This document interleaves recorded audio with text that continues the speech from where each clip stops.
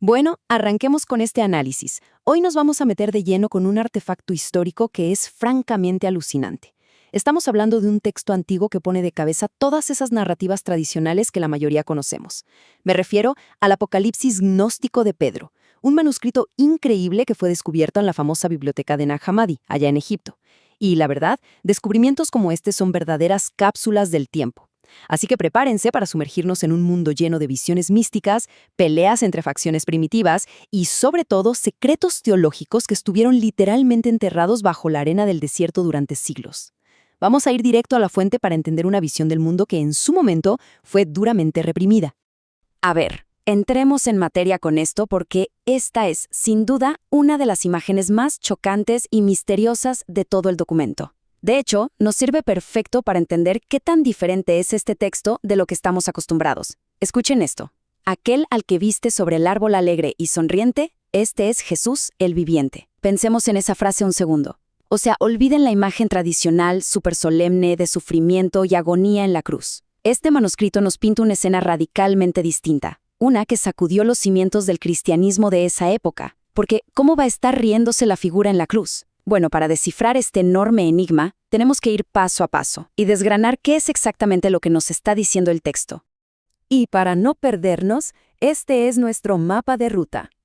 1. La primera visión del Salvador. 2. La ceguera de las masas. 3. Adversarios y canales vacíos. 4. El sustituto en el madero.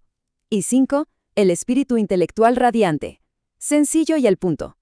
Empecemos entonces con la sección 1, la primera visión del Salvador y esta revelación en el templo. El texto arranca ubicándonos en un escenario súper específico y lleno de significado. Tenemos al Salvador sentado en el templo y, ojo al dato, esto ocurre exactamente en el año 300 de su construcción. Esto no es un detalle menor. Poner la historia ahí le da un peso y una autoridad inmensa a lo que va a ser una enseñanza secreta.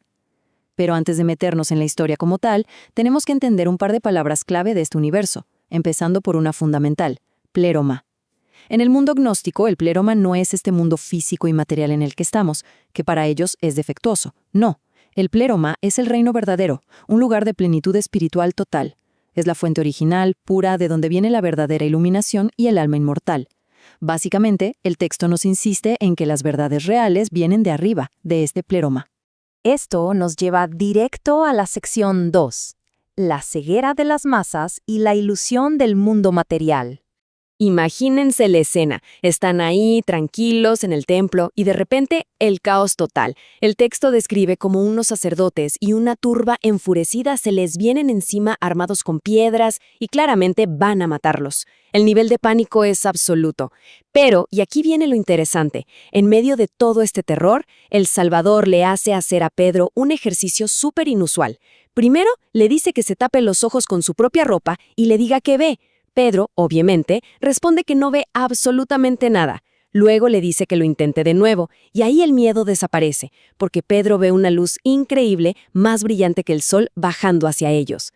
Una vez que su visión espiritual se activa, el maestro le dice que escuche la verdadera naturaleza de la gente que los está atacando, y la gran revelación es que esa turba violenta no es un peligro real. Según el texto, son simplemente personas que están ciegas espiritual y mentalmente, andando por ahí sin ninguna guía.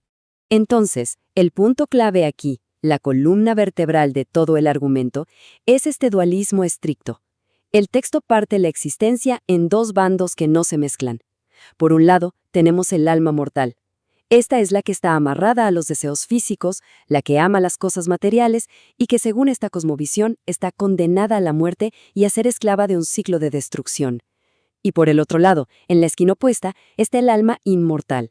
Esta alma es como una intrusa aquí, no pertenece a este mundo, añora liberarse, se parece a la vida eterna y funciona como una especie de depósito divino dentro de las personas. La gran tragedia que plantea el autor es que estas almas inmortales se ven forzadas a convivir en una realidad material que mezcla y confunde ambas cosas. Sigamos con la sección 3, adversarios, canales vacíos y las facciones de la iglesia primitiva.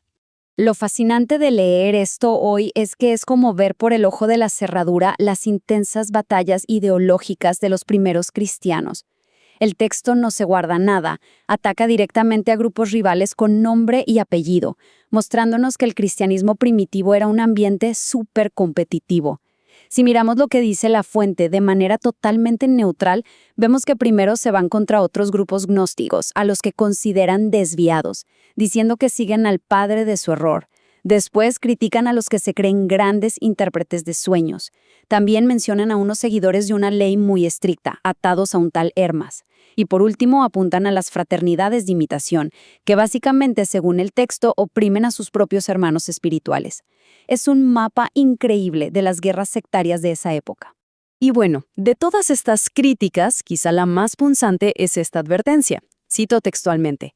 Se llaman a sí mismos obispos y también diáconos, como si hubieran recibido la autoridad de Dios. Esta gente son canales vacíos. Qué fuerte, ¿no? Aquí el autor le está pegando directo a la base de la jerarquía eclesiástica ortodoxa que apenas estaba formando. Para ellos, estas figuras que exigen obediencia solo por tener un título no tienen verdadera sustancia espiritual. Son literalmente canales vacíos, tuberías por las que no pasa agua.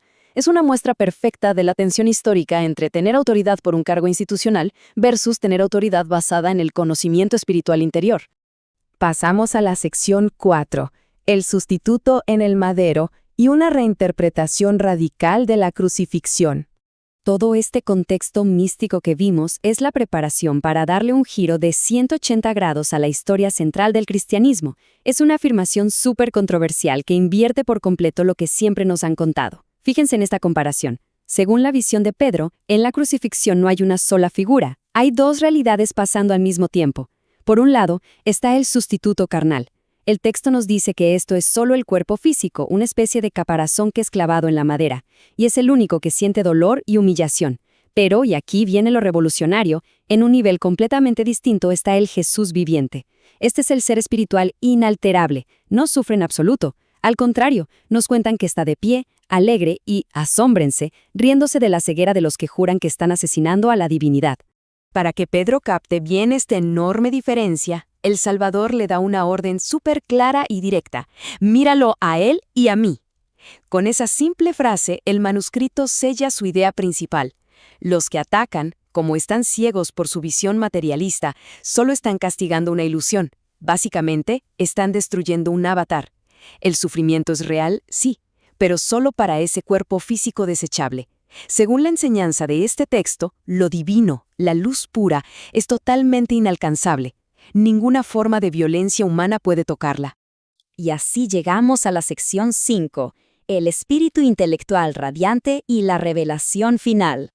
Después de asimilar esta impactante doble realidad, Pedro tiene una tercera y última visión. Ve acercarse a una figura imponente, envuelta en una luz que no se puede describir con palabras, acompañada por coros celestiales. Y aquí es donde tenemos que enfocarnos en este concepto, el espíritu intelectual. Es en este momento cuando el Salvador revela su verdadera naturaleza, presentándose como este espíritu intelectual lleno de luz radiante. Esta idea resuelve todo el misterio del texto. Nos confirma que la sustancia que de verdad es inmortal no sangra, no muere y no puede ser vencida por la ignorancia del mundo material.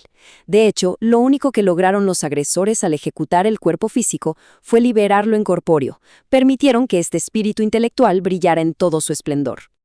Para cerrar con broche de oro después de tantas revelaciones, el texto nos deja un mensaje final que es pura promesa y consuelo. A todo aquel que tiene se le dará y tendrá en plenitud. La lógica detrás de esto es súper clara. Si tienes esa chispa, esa esencia inmortal y logras ver más allá del mundo material, vas a recibir aún más conocimiento y una paz total frente a cualquier adversario. Pero por el otro lado, a los que están atrapados y ciegos en la materia, hasta lo poquito que creen saber se les va a esfumar. Es básicamente la confirmación de que el entendimiento espiritual funciona como un escudo completamente impenetrable. Y bueno, todo este recorrido nos deja con una pregunta gigantesca rebotando en la cabeza. Imagínense por un segundo, ¿cómo sería la historia del pensamiento humano hoy en día si textos ocultos como este hubieran ganado la batalla y fueran la narrativa dominante? El Apocalipsis de Pedro nos sirve como un gran recordatorio de lo frágiles y a veces hasta accidentales que pueden ser las ortodoxias históricas. Durante casi 2000 años, estas ideas de un espíritu intocable estuvieron guardadas en vasijas de barro, tapadas por los debates de su época. Al analizar esto, no solo estamos leyendo un papel viejo, estamos asomándonos a los caminos que la historia decidió ignorar. Y eso nos demuestra, sin lugar a dudas, que nuestro pasado intelectual es muchísimo más diverso y fascinante de lo que nos han contado. Gracias por sumarse a este recorrido. Nos vemos en la próxima.